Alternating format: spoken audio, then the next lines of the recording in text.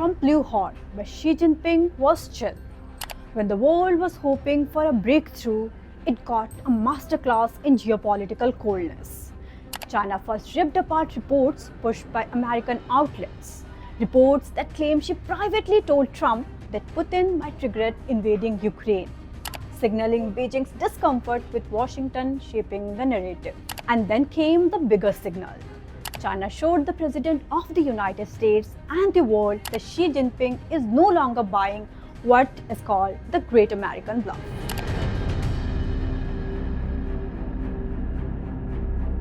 "2026 has already been explosive. January saw the capture of Venezuela's Maduro. Then the Iran strikes in February. The growing fear of a wider regional war, Trump's aggressive rhetoric, global alliances shifting in real time. And amid all this chaos, many believed the Trump-Xi meeting in Beijing could finally offer some stability. But that hope ended up being a mirage.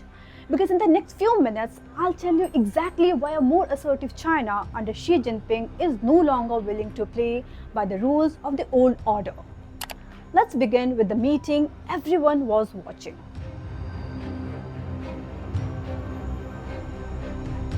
Trump arrived in Beijing like this was going to be a historic diplomatic victory.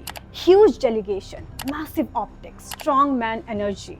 Even before landing, Trump was publicly praising Xi, calling him brilliant, powerful, and strategic. It looked less like pressure and more like persuasion. But Beijing wasn't impressed. And in high-level diplomacy, sometimes the smallest moments reveal the biggest truths. Take this interaction for example. During a walk through a former imperial garden, Trump casually asked Xi whether he brings other world leaders there too. Xi's response? Very rarely. Short, cold, and calculated. That one line said a lot, because this wasn't China rolling out the red carpet for America anymore. This was Xi subtly reminding Trump that access to China is not a privilege Washington can assume.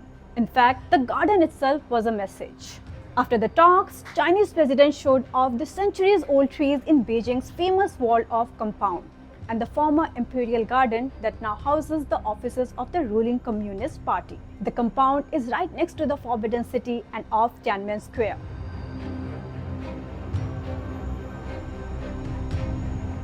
And what about the summit? Well, it was inconclusive. No major breakthrough, no big agreement, no joint roadmap. Instead, it exposed just how far apart Washington and Beijing really are.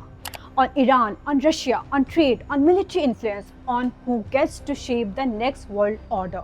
For decades, America operated with the assumption that economic pressure, military dominance, and diplomatic isolation could force rivals into compromise. But Xi's China appears to believe those tactics are losing power.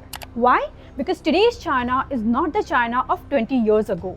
It is economically stronger, militarily more confident, technologically more ambitious, and geopolitically far less dependent on the United States. And that changes the equation completely. Trump came to Beijing hoping to project strength, but Xi projected something even more important: patience. No dramatic confrontation, no loud statements, just quiet signals that China believes time is now on its side. And that's what makes this moment more significant. Because the real story is not that Trump failed to get a deal. The real story is that China no longer seems intimidated by America's pressure tactics. And that's a wrap from my side. I'm Tamanna Akhtar and you're watching Times Now Digital.